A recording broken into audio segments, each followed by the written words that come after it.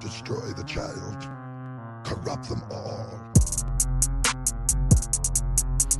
Yeah, Trump hated him because they were trying to get Trump because Trump's into models. He's into Sure. models of age, as far as I can tell. He Yeah. likes supermodels. That's kind of normal.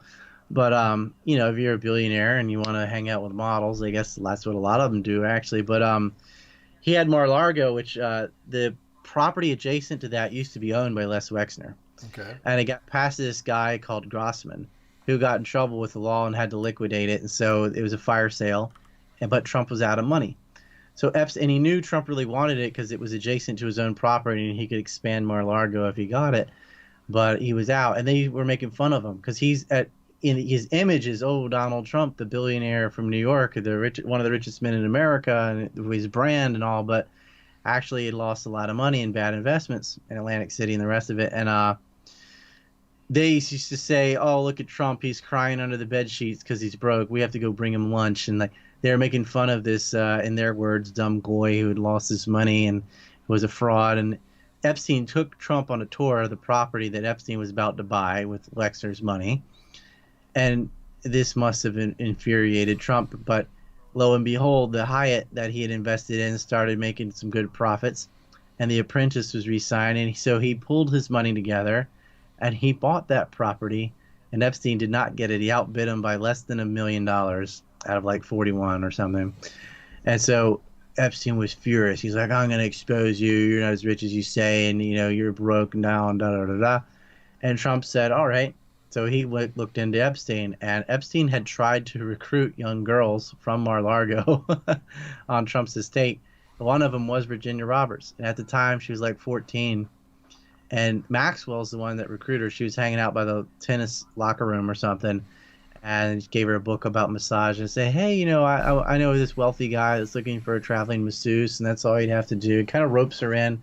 And this is, a runaway from home and abused by her parents already, Right. or father or something. So typical Mark. And she would end up living with them for years. And she's one of the principal plaintiffs against them now. And she's got all their dirt. Mm-hmm. And it's been corroborated. Like the stuff she was saying, other witnesses have come and found, and the unsealed documents from the case from 2007, 2008 are showing what they knew and how many other witnesses had come forward on this.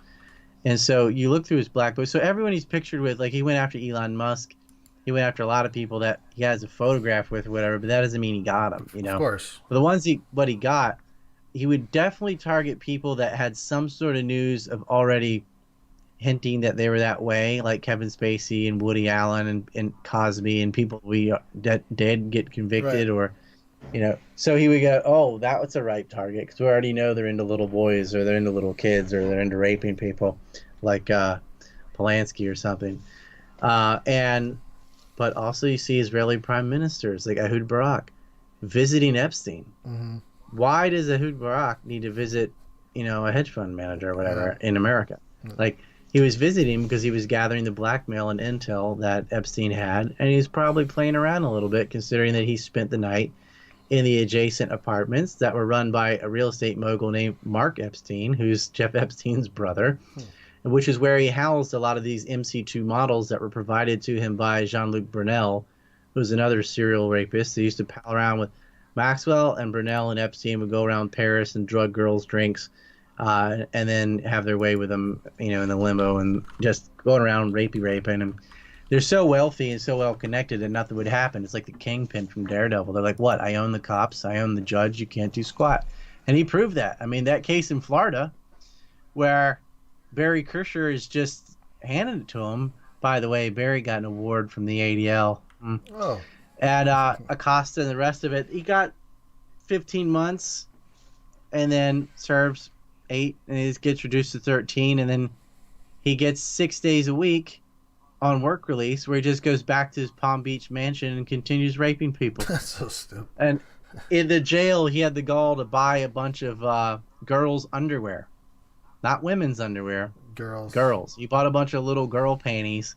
That's what he bought at the prison. And then he went to work. Why does a grown man need a package of girls' panties, right? Packages and packages of little kid panties. That's what he wanted them to wear while they massaged their nipples or whatever. Right. Make fun of me all you want. This is their plan, people. They're frickin' interdimensional invaders.